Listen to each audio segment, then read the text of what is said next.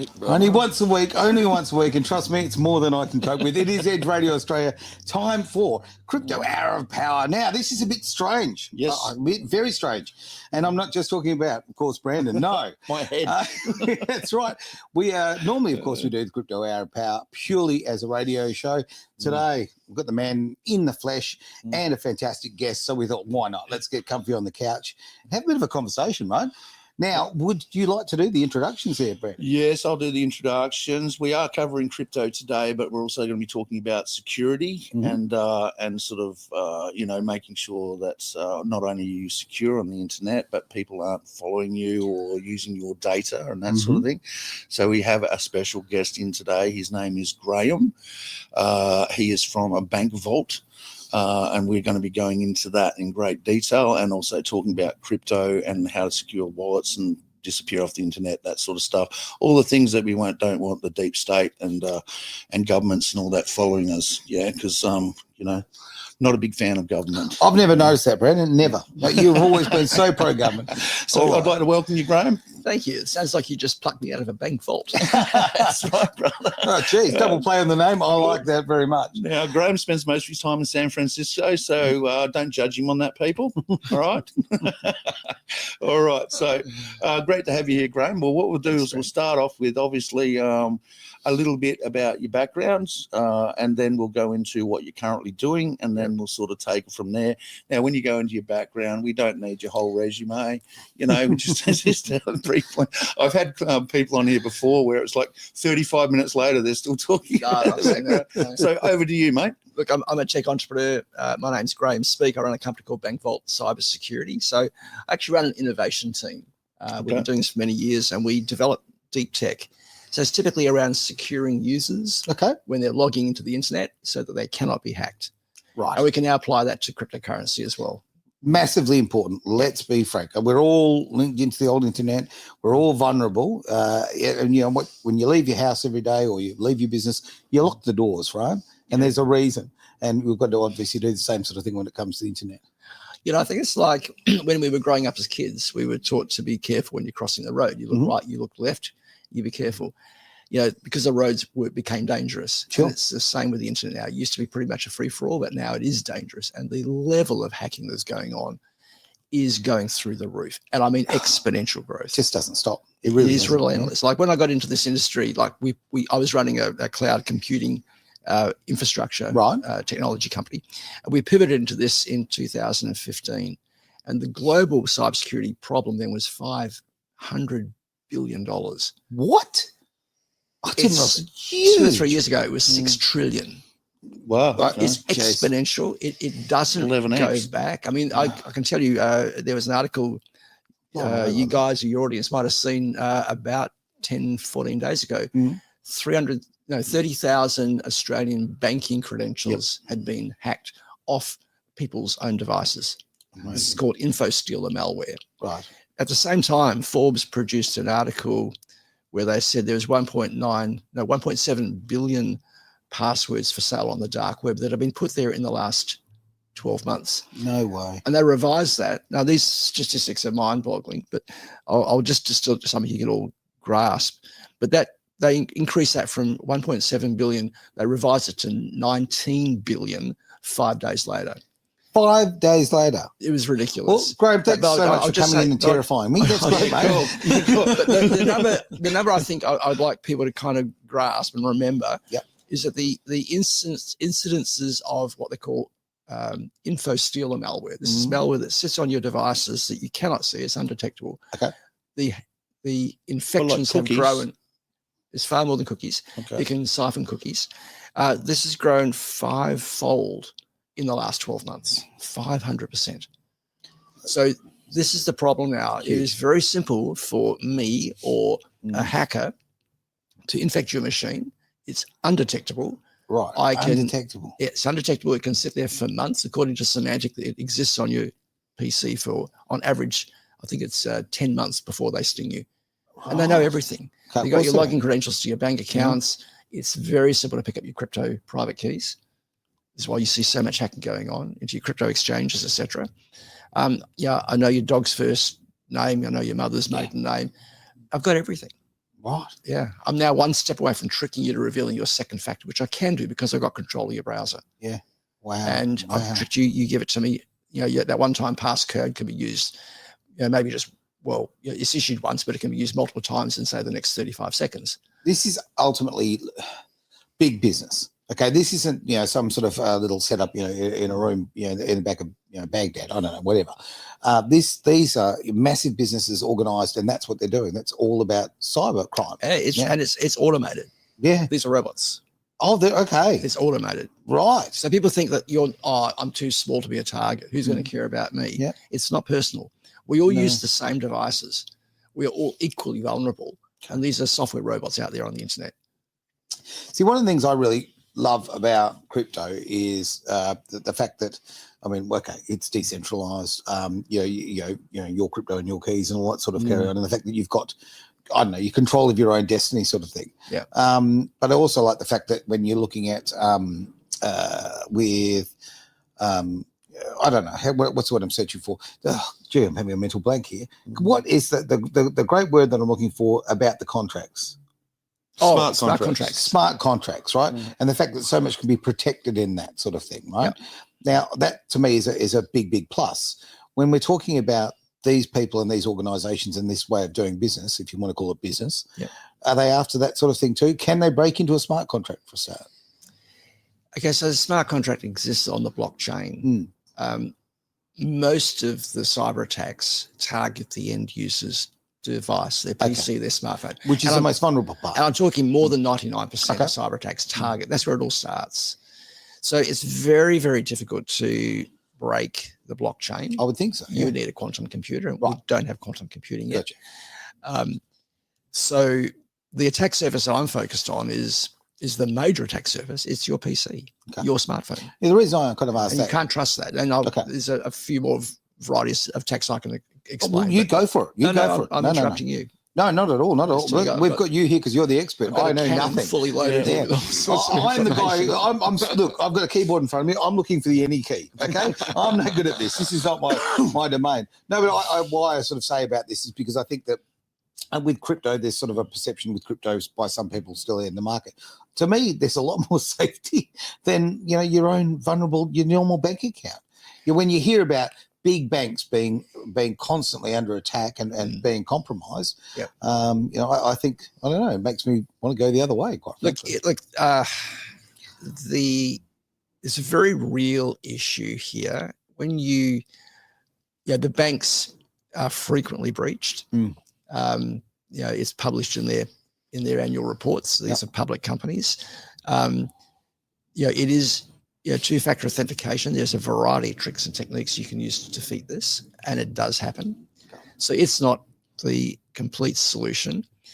Your crypto, having that in a secure wallet. What does that mean? Well, it means it's typically a secure wallet. It's typically a hardware wallet. Is your 64-character private key is now held on in a piece of paper in a safe, or written down in your head, or is in a nano ledger, a Trezor, or something like this. And the transaction is done kind of, it's offline. That's the gold standard.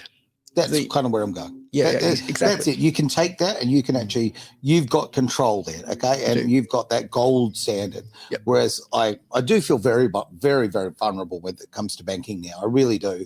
But let me spin it this way. So you have to log into your bank account, but you also have to log into the blockchain.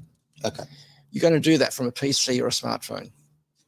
Or you've got your nano ledger or Trezor, right, which is it's a trick to do the calculation off chain or offline, kind of. Until you plug it in. Yeah, exactly. Okay. And then you're plugged in again. So the issue is the end user device. This is what I want people to understand. I'm just going to sprout off a couple of other things quickly. People talk about using password managers because we need to have different passwords for everything. Yes, but a password manager is not secure. When it's it loads, attack vector, really. When it loads your encrypted password into a web form, it's clear text, no longer encrypted. You haven't pressed transmit yet. There's a man in the browser. So that time it's vulnerable. They can watch totally. Wow. A bit of an email attachment you've got with a keylogger or what we call info stealer malware on your device now It's not detectable. It's legitimate code. It's allowed to be there. It's going to do whatever it likes. And so this can now copy session cookies and tokens. So it can now copy that off to another device and log into that, your crypto exchange. While you're logged in, it just looks like you're coming in from another device. And you've already passed the two-factor authentication step. You're in there. Yep. Banking, same. So there's a whole variety of these issues, and there is a solution. I've invented this. I'm so glad you said that. My team invented this I'm solution. about to say, Graeme, you've scared the hell out of me. Now, but I'm about solutions. So, yeah, I'm really glad to hear there are some, and I'd like to know what they are. That'd be great. Yeah, and look, I'll just tell you the background to this. So this is something that we invented 10 years ago. We've been selling this technology to real estate agents, property conveyancers, lawyers to protect trust accounts, treasury, where there's a lot of money at stake and it absolutely must go through without a problem. And what happened, I was flying back from San Francisco to Australia at Christmas, and I spent 10 days in China. And I'm working quite happily on our technology without a thought in the world. And I just suddenly realized on the last day, it's like, I'm just taking this for granted. And I wonder, I'm working off my mobile phone as a hotspot. Everything's fine. What happens if I try to do this through the Chinese firewall? No. So it was a thought experiment. And of course, it didn't work. 20 seconds to echo characters, it's impractical, right? So, so this makes sense. So the Chinese want to, they need a sense of their population for their own ends. But business people, we need to book hotels, we need to book flights. Of course, I can work uncensored. Sure. But the moment I landed in Shanghai, my mobile phone is on global roaming, connected to the local telco network. They know I'm foreign. For billing purposes, they've got to start tracking it. They're monitoring everything I'm doing and, of course, recording. And this is state-sponsored surveillance, and every country does this. It's not China. Yeah, no, I realise that. So this is why we're told to use a VPN. Great.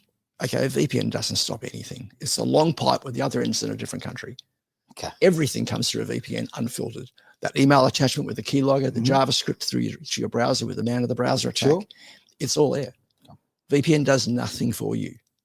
And so you are a fan or not a fan of VPNs? I think it's utterly useless. Unless you want to watch something from another TV show from another country. That's what it's You want to watch a sports show in England or something. Yeah. So what I was using and what we invented 10 years ago is still as relevant today. And we're 5 or 6 generations further on now. It's what I call a fortified VPN. Right. So what we're doing is you go to the website, you click a button, we build a virtual machine on the other side of the internet. It could be on the other side of the moon in a different country. Okay. We do that in 1 second. So it's a pristine new machine that's never existed. Okay. It's built in 1 second, and our patents on this have been granted worldwide. We were doing this in 1 second when Amazon was taking 30, 40 minutes. Okay. So it's original tech. Huge difference. Yep. So pristine new machine. The image of that machine is now transmitted to my screen, to my browser as an image.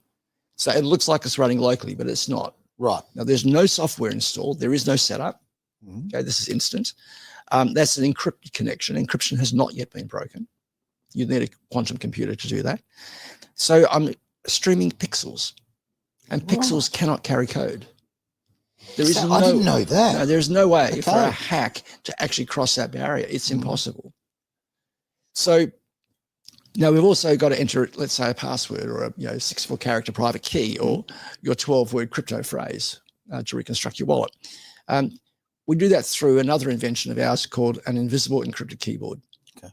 So this is an illusion that we set up on your phone. Right. It's you scan a QR code, your phone then pops up a keyboard magically. It's your browser. And it's literally I've actually done this. It's pretty cool. Yeah, it's literally a photograph. It could be pictures of fish, Chinese characters. Right. But we put the alphabet there. Right. Now, we set up encoded cells on the screen. If you touch the cell above the photograph of the letter A, instead of generating 1 character, A, we're going to generate maybe 48 characters. And the only place in the universe that can interpret that is that remote virtual machine that was only set up 30 seconds ago. That's crazy. Yeah. And if it's in the password field or something like this, it'll look like an echo. It'll echo an asterisk back onto the screen. Okay. So there's nothing on your device that can intercept anything other than an asterisk. There is no keyboard on your phone. That is an illusion. There is nothing on your phone that can record that. And if you're entering in, say, a username and a password off different devices, the only place that can actually merge these together is that virtual machine that has never existed and is invisible from the internet. And when you stop using it, does the virtual machine disappear? It evaporates without trace. Look at that. There is no cookies. There is Wow. no trace. Yep.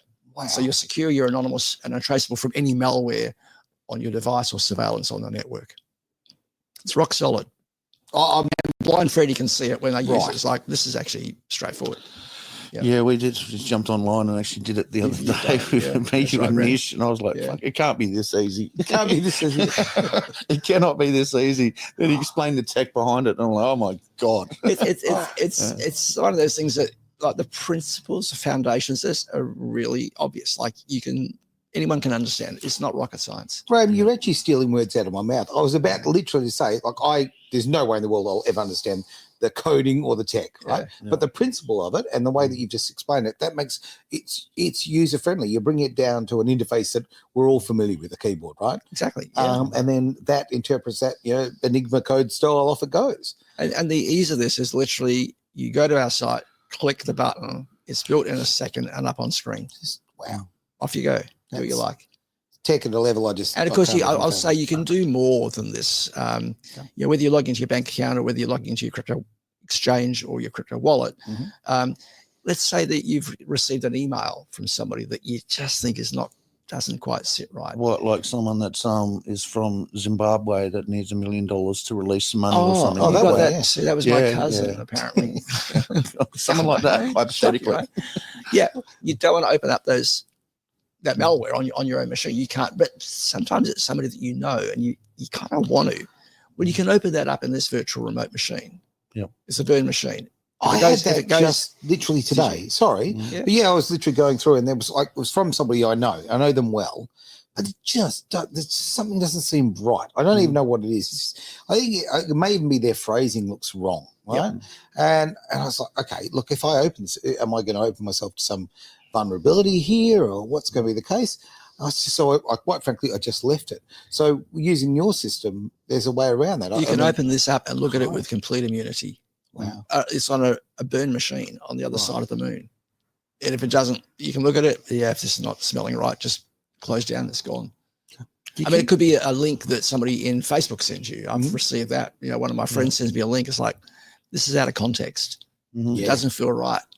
Yeah. You can use this for that purpose as well. Fake exchanges, everything. Yeah. And the process here is, if you receive an email where you want to click on a link and log you into an exchange, and it may be a phishing attack. Yep. No, this using our system forces you to actually deliberately enter the correct URL. So you're going through from inception. There's no guarantee about disrupting social engineering, but this certainly does disrupt it. Yeah, 100%. And a lot of phishing attacks, they just have a phone call, contact you on Facebook, just unwanted, Oh, look, social media is it's such risk now. Friend requests, you get them left, right, and centre all the time. They're almost always very pretty girls. And you think to yourself, well, their picture is anyway. Yeah, exactly. The temptation. Your thumb is hovering. No. But you just don't know. And I mean, it also becomes difficult if you're in business or you've got a large network. I know a lot of people. So you think, do I know them? And it's just another little sneaky way that people are getting into your information. Yeah, they do all sorts of stuff, hey, we've recovered, a Bitcoin out of a wallet that owns to you, all sorts of stuff, and they're getting more sophisticated in it. But what I like about your program is that it's kind of like having, I don't know, someone that's smarter than you looking over you, just going, don't do that, dude.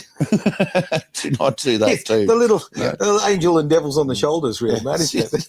But what if it's my next wife? Don't do it, man. Don't do it, man. Honestly, Graeme, this is I've never known this kind of level of tech.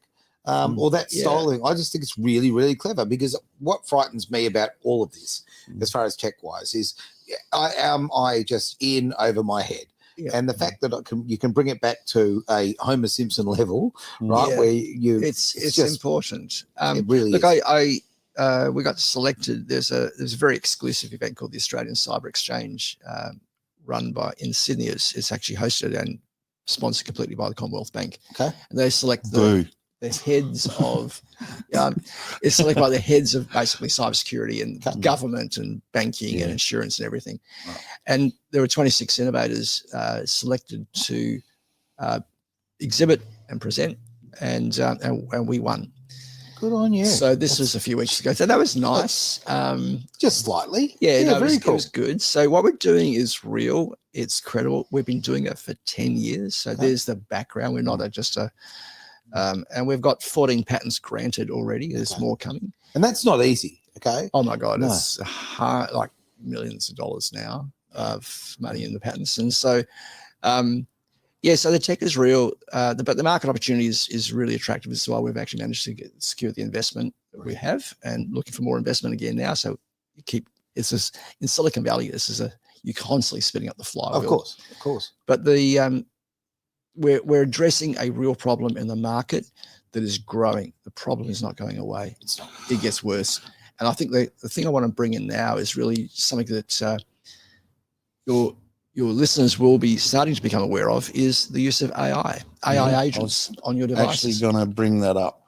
Yeah. Because I was listening to a podcast on the way here, and they were talking about the exponential growth of AI. And I've been living off AI over the last 6 months. I literally use it for everything. Yeah. And it's kind of frightening at how quickly it's growing, and it's kind of even tailored to me. Yep. Then I was like, okay, obviously scammers are going to start using AI. Obviously, there's going to be a lot of not so good things being used by it. It's more direct though. These AI agents are now on our devices. They're embedded there. They are part of our workflow. They're embedded there? Yes. In what way? I went for a swim the other night by accident. That's funny. I got pulled off a boat. It was my friend, and he didn't mean to, but I ended up in the water. So my glasses are now 5 meters down, and my mobile phone is brand new as of last night. So I can tell you that these things by default now install AI agents. Okay. They want to get smarter. Whether it's Google, whether it's Apple. Oh, we see them all the time. The Gemini and things like that pop up. Correct. Yeah. Now, Microsoft's head of AI said their intent is to have this be your closest friend. Yep. It will see what you see. Mm-hmm. It'll read your screen. It's also got a camera. My closest friend does not want to know about my history. No. Keep off my browser, mate. It will hear what you hear. Yep. These things have got phones. Mm-hmm. And it will develop a body of knowledge about you that it will know what you know. It'll be your most intimate partner. Targeted advertising. Yep. There's also right now what they call client-side scanning. So devices, Apple, Google, Microsoft devices are scanning for things that could be malware. Okay. Now, it's doing that automatically. Right. And, of course, it's sending these signatures and that back to head office. You have no control over who at head office is seeing that, interpreting that, whether they're sending it on to other things. And so you actually cannot trust your own device. Well, like I often say now about the fact that if it's free, then you're the product. Yeah. And it's exactly what it is. This is interesting, and maybe you can help me out with this one. Because I want balanced news, for argument's sake, I literally have different devices that have effectively different identity. So I have an iPad who's left wing. Oh. Okay. Yep. And I have one that's right wing. Okay. And therefore I get different sets of news. Oh, you're balanced. Yeah. Well, I try to do the same. Yeah. Try and do that. And then I use the old grey matter to go, okay, I'm going to look at both and I'll figure out who's telling the truth here, where we actually fit. Yeah. Ridiculous in this world that we have to do that. And there's actually services that will do that for you now. So, you don't have to have too many iPads or whatever, or tablets. But it's the algorithms are so strong that you've almost got to be careful and conscious to make sure it's not picking up other information. So I have to have the microphone turned off and the camera turned off. Yes. So that they actually work effectively. Exactly. So this is real, and this is now on our devices. So we are blindly trusting our devices. And the question you've got to ask yourself is that what you want when you are doing a transaction that is worth Yes. your life savings. Graeme, I watched Terminator. Okay, I know enough now. Yeah, it's fine if you're like searching for cat videos, you know what I mean? But when you're dealing with finance and money and stuff like that, you want to be on a different level. There are some transactions that are critically important and have to be protected. And that's so in essence, this is where we fit. You can't trust your device. Don't trust it. This is like going down the street using a brand new laptop, opening the lid, using it once and throwing it away. And we're using the cloud to do this. You can do this in a second. Costs a peanut. And you do your transaction, you do whatever you like. We can guarantee the integrity of our environment. Obviously, our reputation is at stake. We're using software that has been vetted by the industry as being what they call LTS software, long-term support software, as secure as it can be. This sort of software is also open source. It's Linux-based. Oh, okay. So it scales massively, and it's as credible as it can be. So being Linux-based, does that make it less vulnerable to be? Yeah, there's a lot less. The whole internet backbone, all the servers of all the services that you use on the online are running on Linux. Yeah. Okay. And the internet routing, etc., is this goes back to various versions of Unix. So it's what runs the internet. So not your Microsoft desktop or your Apple PC. Sure. But this is the backbone. So we use that same technology. So it's hardened for purpose. Makes sense. Obviously, we're upgrading it. It's we used to call this future-proof computing built in seconds. Because every time you log in, we're building another machine. We do that within a second. These are automatically using the latest LTS versions of software. So if you log off, there's a new version of, say, Firefox introduced or Brave. You will automatically inherit that on the next login. So you log off, you log back in, bang. That quick, boom, instantaneous. Well, upgrades don't happen that frequently, but that's the architecture. Sure. So the architecture we created is really clever, and that's what the patents were granted on worldwide. I mean, obviously, with Orange Brick Road, you're all about education. Right? Okay, and big part of the education is obviously the safety of commerce, with your crypto. So, having had this conversation, mate, I can see why you've got Graeme here. Yeah, 100%. It makes a big play. Like, it really does. I mean, people go to your website, whatever. They're looking at going through links, and I'm quite sure you'd have a link going through to Graeme. Yeah, we're sorting that out. We're having a meeting later on this week, and we're sorting out the landing page. It's already been built, and we've got to put up some content and stuff like that. But we're working through it. What is the type of clientele that are using this or should be using this? So we've geared it so that it's accessible to any professional. It's probably not the product that a consumer in the street would use. Okay. But an individual that is technically savvy, enough to know that there's a problem. Sure. That's our target. So anything from I will call them professionals. If you're a professional, you know what you're doing. This is a tool that you can use. Okay. It doesn't require you to install any software or anything. It's literally a service. And we're targeting also higher up. I mean, it's used every day by trustees of trust accounts. Okay. Accountants, treasury, accountants, lawyers. That's been our market for I'll be honest, I think you should be looking mass market because, we all do our banking on our phones. Okay, it's just crazy. It's almost at the traffic lights we're doing our banking, right? Yep. We've become that blasé about it. Yep. So, whether it's $5 or $5 billion in your account, it should be protected. Exactly. So I just mentioned, when we pivoted into this space, which was 10 years ago, it was we called ourselves Bankvault because we were protecting banking. Okay, that was our horizons have broadened out much more than this now. But we actually won top fintech startup worldwide in 2016 in Silicon Valley. Okay. We signed Equifax in 2017. They were going to sell it into their client base, which was hundreds of millions of users. Okay. Equifax, it was a really interesting thing. Equifax, we spent 12 months negotiating the deal, signed it. Who are they, just by the way? Equifax is a credit reporting agency. They're one of the three big ones. Right. Okay. Their client base is hundreds of millions of people. Okay. Many hundreds of millions of people. And so it was a deal of a lifetime. I thought that was our exit. But In fact, what happened is that after 12 months of negotiating, signing the deal, months of preparation, about to launch, 3 days before launch, they suffered the largest hack in cybersecurity history. Oh, no way. 163 million Americans lost all their personal data to the hackers. And so the reputation went from the stratosphere to lower than the gutter. Of course it did. And everybody we were dealing with actually abandoned ship and resigned and left. And so it never got launched by Equifax. But I'm just bringing that as background. What we're talking about here has some real legs. It's got the credibility. It works, and it's still relevant today. 10 years in that level of tech, that's a lifetime. You know what I mean? It sounds like it. And we are 5 generations in, and the next generation of the technology we're building now, it will include storage. But this is storage. Let me describe it this way. So if you put some important personal data into online storage, you don't want it accessed by anybody. Of course not. So imagine that you cannot access that except through a graphical proxy. By graphical proxy, I mean literally an image. Yeah. There is no way for malware to get its claws and hooks into that, because it's like a slippery surface. Yeah, it's not numbers. You can't hack an image. Right? It's just a streamed image.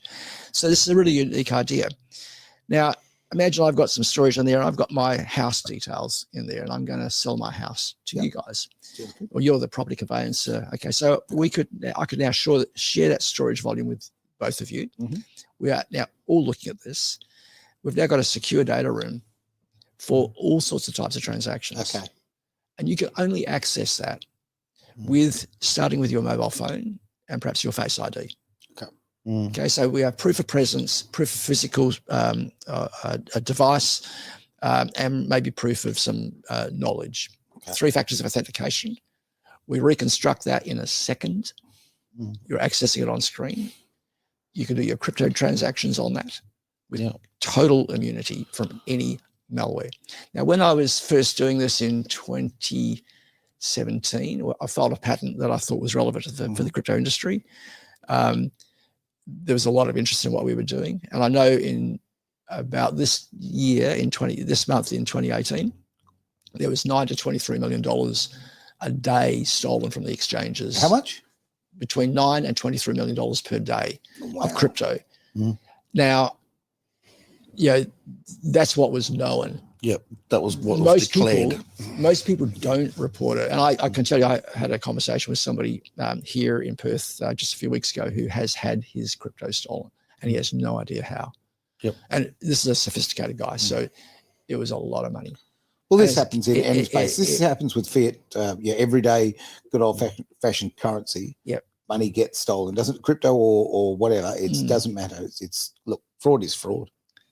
It is fraud, exactly. And it happens. So, so I think we have, we're not trying to solve all the cybersecurity issues in the world. Sure. This is a war zone, but we are solving one point problem, which is that more than 99% of cyber attacks target your device. You cannot trust your device, so don't use it. Here's an alternative that you can build in about 1 second and use that. Wow. That's pretty cool, eh? Yeah. So that was cool. Look, Trump can't build a wall that quick. So going back to crypto. Yeah. Is this so this is a way of not only for your wallet, your seed phrase, all that sort of stuff, but actually when you're logging into the exchange. Yeah, it's just like logging into your bank account. Like my team or our customers, right, never log into the bank from their own devices, from the PCs or workstations. We'll use the Bankvault. It's the same with an exchange. You're going to go through your 2-factor process with the exchange, the same as you normally do. But we also, in that machine, we also include some wallets. Okay. So HD wallets, hierarchical deterministic wallets, which require you to put in a 12-word phrase. That's your seed phrase. Now, if you kind of key that in through your keyboard and you've got a key logo, of course, it's capturing your 12-word seed phrase. You don't want to do that. No. So if you use the invisible encrypted keyboard from your phone, this is the illusion we create, and there's nothing on your phone that can intercept it. There's no characters being created on the phone. It's just this entangled connection with the virtual machine. So you enter your 12 words through that. Mm. What you should see, ideally on screen, is just asterisks. Yep. Some of the wallets, and we right now have the Exodus wallet in there. We started with the Jax wallet, put Exodus in there. Exodus used to mask it. For some reason, stupid reason, they decided to no longer mask the seed phrase. So it looks as characters. It's like, you really want to be able to mask that? Yeah. I mean, it's for the person sitting next to you, right? Of course. Camera. Yeah, 100%. You mentioned the phone situation. Can you do the exact same thing on your laptop or your Oh, this will work off it'll work off a tablet. It'll work off a laptop. It will work off a phone, but it's not the ideal interface because it's fairly small. You shouldn't be doing any crypto on your phone anyway, people. All right. Do not use your phone for crypto. So many do, mate. So many do. That's good advice. I do have some on a phone, but only a little bit. You know, I don't have my portfolio on a phone. Right. You know, You ever. No. Ever. Yeah. So tracing back, how can I put it? This scares the shit out of me. You know, it literally, like, well, everything you're talking about is I like the idea of, you know, what I call build, break, build.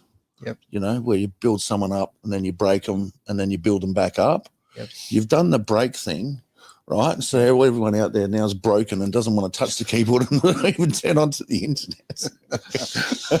Because I know the first conversation we had, I got off the phone and went, oh, shit, I just should not use the internet anymore. It's scared the living hell out of it, you know. But you can. This is a solution which I like, and it's easy. Like, anyone can basically do it. What's the cost associated with it? Yeah, so that's the right question. So the solutions that we've got online today are $200 a year, or $500 a year. Australian or US? If you're outside of Australia, it's US. If you're inside of Australia, it's Australian. Oh, okay. Yep, the system automatically detects that, because we just did want to confusion. There is another price out there for family offices, etc., which is higher again. Okay. But the average person can easily afford this. Are you looking at putting the prices up? That's pretty bloody cheap. Yeah, we keep being told it's too cheap. Yeah, all the time. So get in now, people. Yeah, actually, there is changes afoot. So yeah. It's an awful lot of safety for $200 a year. Yeah, it's nothing, right? Yeah. It's so simple. Now, you're not going to do everything through this, but when you've got something that you really do need to be careful, or you do really need to be careful with what you're opening. You know, that hot link that your friend has just sent you, that with the cat video that is out of context. He doesn't normally send me cat videos. Yeah, that's when you'd use this. Yeah, that's you've got to be discerning, but we're getting into an environment now where, to be honest, listening to what you said, I'd be using it on everything, but that's just me. And I guess this is one of the what struck me when I was in China. It's like, I take this for granted. I just use it all the time. Brandon, I take your point that you can have the fear of God put into you. I use this. I have no fear. Yeah, I understand how it works.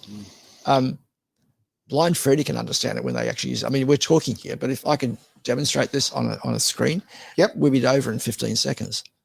It's that simple. So why not just do that? I agree. I sound like a salesman. I don't mean to. No, mate, you don't. I'll tell you right now, Graeme, you do not come across like a salesman. Not at all. In fact, look, I mean, your technology is just, your knowledge is great. It really is. You can tell that you're, I mean, obviously, this is your baby. You're so ingrained in it. It's brilliant. It's really, really brilliant. And I've never heard. Look, I very much care about the security side of things and cybersecurity. I've never heard of a product like this. So to me, this is absolutely just mind blowing. Yeah, we don't have a direct competitor. No, it doesn't seem that way. One of the interesting twists on this happened about 5 years ago. Was we thought we could actually build a better password manager. Okay. And I was actually at the RSA cybersecurity conference in San Francisco. Yeah. And there was a side event run by LastPass. LastPass is a password manager. Yeah. There's 43,000 people in town for this event each year. And I thought, wow, I wonder if I could get into this side event, because I've got this idea. I had a potential investor in Sydney who said, look, Graeme, I'd love to use your keyboard. But all my passwords are with LastPass. If you guys could do a deal and merge the technology, I'd be in. So this little ball bearing was running around my head. And anyway, I managed to engineer a ticket. Okay. So to set the scene, I'm in a downtown San Francisco rum bar at 5 o'clock in the afternoon with a rum cocktail in my hand. Nice. That's how I like to do business. Beautiful. Yeah. Walking around trying to see who can I pitch my idea to. Yeah. Okay. And incredibly, I got introduced to the guy who was the head of security. This guy, his name is a big, tall German guy called Gerard. And I said, Gerard, I'd like to pitch you. You've got a problem. When your password manager loads my encrypted password into the web form, and I see asterisks, it's actually clear text underneath. It's not encrypted anymore. I haven't pressed transmit yet. If there's a man in the browser or any malware, it's intercepted instantly. And I said, there's nothing you can do to solve that problem, but I've solved that problem. And he cocked his head. He looked at me. He said, well, how do you do that? Yeah. And I thought, boom, you've just validated everything I've been thinking for the last 4 years. Yep. You can never solve that problem. Your password manager is sitting on one attack surface, a single attack surface. Yeah. You can't solve it there. That's why we have two-factor authentication today. My trick was using this keyboard that we created in the web server to set up a handshake over time. So I said, look, let's change cards. I won't tell you how we do it. We can talk later. I walked out. It's 6 o'clock in the afternoon now. I rang my team in Perth. So 6 o'clock in the afternoon there is 9 o'clock in the morning here. Okay. I said, guys, we're going to build a better password manager and we're going to sell the company to LastPass. Yeah. And I'm an engineer. They're engineers. We all think alike and we're like independent wheels spinning on the same axle. So every morning, every afternoon, we'd check in at the same time. And we were all at the same point. We were actually charting a path up a path that had never been trodden before. And it was real. And I got to say, it was exhilarating, unbelievable. You could see the whole world opening up. Oh, mate, I can see the euphoria of a nerd right now. Yes, it's just amazing. Fantastic. We ended up filing the patents. Thought it would take us 8 days. It took the patents only 8 weeks. He called it a beast. We filed it 4 hours after filing it. I pitched it at a cyber tech event in New York and we won. Fantastic. And it wasn't a password manager. It was actually what they call passwordless authentication. Nice. Passwordless. Nice. What does that mean? I don't know. You never use a password. Okay. You never have to remember or enter credentials again. It's completely seamless. That's super cool. It turns out that the passwordless market is 40 times larger than the password management industry. And does that work off your eye, facial recognition? It can do those things. Or it can just remember things you've done in the past. Oh. Yeah. And so what we do, we combine several of these things together to create multi-factor authentication in one step that's invisible to the user, no setup, no software. So an organization like an exchange or a bank or anyone with a web service online can deploy this technology now in 3 to 30 minutes. Our competitors will take you more months than that. And it's invisible to the user. There is no software. It's incredible. Yeah, it's real. Like I can demonstrate, as I said, I could do a demo if we had it live here in seconds. We're going to organise a demo for in here at some stage and invite a bunch of people. And at some stage, we will also do a webinar with you through Orange Brick Road. If you guys aren't on our newsletter yet, go onto our website, orangebrickroad.com.au. You'll see that we have a free newsletter. The announcement will be coming out in there and also the invites and that sort of stuff for the webinars. We do webinars quite regularly. We just done one on superannuation into crypto and we're doing another one of that, I think, in 3 weeks. And then we've got another, I think it was with, never mind. All right. There's a lot coming. So, the best way to keep up is either through Orange Brick Road social media on Fascist Book and Twitter and I've been kicked off LinkedIn, so we're trying to read down. Is that why I couldn't find you? Oh, there we go. Yes, I got kicked off LinkedIn, brother. We share a lot of Orange Brick Road on. I've been kicked off Facebook several times, but LinkedIn was the first, and also we'll be having your page up on our website too. With we're working that out. Sure. We'll have that probably sorted by the weekend, hopefully. All right, we're tying things up. Is there anything else that you'd like to scare us about? No, I just want to give you guys, it's it's a fun industry, isn't it? Like it keeps rolling on, and there is new stuff coming in every day. I'm learning. Look, I look like an expert. I'm not. I'm being fed by my team, and it's ongoing. It's such an interesting. It really is, and we joke about the fear factor, but and it is scary if you don't take the right steps. Okay, and this to me sounds like a quantum leap, quite frankly, as far as I'm concerned. Well, when you're talking about people's finances too, a lot of money in crypto, you might only have 5, 10, 15, 20 grand in crypto at the moment, but at the top of the bull market, that could be $150,000. It rolls, doesn't it? Sure. So you're better off setting up security, and for $200, dude, honestly. Correct. You need to up that price, man. Like straight up. Yeah. After I've bought it. Give us a minute. Is it so cheap because you got into Bitcoin like when it was like 13 cents, or what happened? I was in San Francisco. I moved to San Francisco in January 2008, and when the white paper came out in October, I saw it. It was October, August, whatever, September. I saw it. I read the executive summary. I thought, I'm saturated with other stuff. There's so many signals coming in. You're saturated, so it's hard to see the signal above the noise.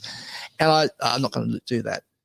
I mean, I wish I was interested in actually buying Bitcoin for pizzas back then, because I'd be a billionaire now. Yes, you would be. There you go. Not necessarily, because I know certain individuals that got in nice and early, and then when at 10x, they sold it. You know what I mean? So, and also a lot of people that got in really early also lost it, I've had multiple misses in my lifetime, but I will tell you that I have exited a few times, and I've been just so delighted it way outperformed the stock market. Yeah, and property market. Yeah, it does. That's the thing. You can't deny that. Yep. So some hot tips though before we go. Oh yeah, that's good. All right, some crypto. Any crypto that you got your eye on at the moment, or you sort of just Bitcoin? No, I've just sold out my Ether. Have you? And it was at a peak. It kind of dropped, and then it came up, and I just sold a bunch of it. Yeah, that's just your opinion. This is obviously not financial advice. I'm not I take my trading advice from the guys, my buddies back in San Francisco, who are doing it all the time. So I'm not the one to be giving advice. Yeah, 100%. I know what you mean, because like you were talking about keeping up with security. I mean, it's constantly changing. Crypto is the same thing. Of course. I've got a team of like 12 people. And they all specialize in different areas of crypto. So I've just got a good resource. I'll tell you a funny story. My partner the last 15 years is a biostatistician, mathematician. She's a genius at maths, right? Wow, I thought if I could only get her into crypto, we'll be rich. Yeah, sure. Finally did. And so she started day trading. Right. Just on the trends. And she developed her own strategies of, as these things start going down, well, I'll just buy more as it goes further. I'll buy more and more and more. Yeah. And started loading up. She did really well. Good on her. It was so interesting to see a person evolve. Like, she's just a logical thinker. Day trading I do not recommend. I'm more of an investment thing. But if you've got autism, 100% day trade. If you can sit there. So for all your autistic people out there, get into day trading. On that bombshell of the I don't even think that's advice. I think it's Brandon. Enough said. 100%. I'll leave it at that. Cool. Thanks, guys, for being part of the show. Thank you, Graeme. It's been an absolute pleasure. And we'll have all the details up. We'll put this out on Spotify and, YouTube and all that sort of stuff. I think this gets live streamed again. Yes, it does. And all the links will be in the description. In the meantime, contact Aaron. Oh, thank you, man. I've got nothing to do. I'm just sitting there twiddling my thumbs. All jokes aside, though, get on, subscribe, get onto the old YouTube kind of thing. Yep. Obviously, go to orangebrickroad.com.au. Newsletter. Sign up for the newsletter, because all the information will be out on that. I also do a daily newsletter that comes out, because I'm on. Check this out. I'm on TikTok now. All right. And Instagram. No. He's dancing. I was going to say. But it is, crazy how social media works and that sort of thing. I mean, I remember years ago I did something that went to 75,000 on Facebook in a matter of day, right? And everyone was like, my word, like, how that crazy, all that sort of carry on. And it was viral, and I got interviewed by the New York Times because of it and all kind of carry on. What? Right? Yeah, it's back in 2017. Anyway, but now, I mean, I did something on TikTok the other day, right? And in 20 odd hours, it had hit 50,000. Really? Well, the world is a very strange place. Yes. And I wasn't dancing, just so you know. Yeah. So I was refusing to get on social media right from the start, and all my back end guys that are involved at Orange Brick Road, they're like, "You've got to have a social presence." And I don't want a social presence. You're not social. So mate. You don't like relented. I relented, and I went, "All right, we'll do a Facebook." And then it turned into Twitter. Then I went into LinkedIn, which got kicked off. Been kicked off Facebook a couple of times too, which I'm proud of.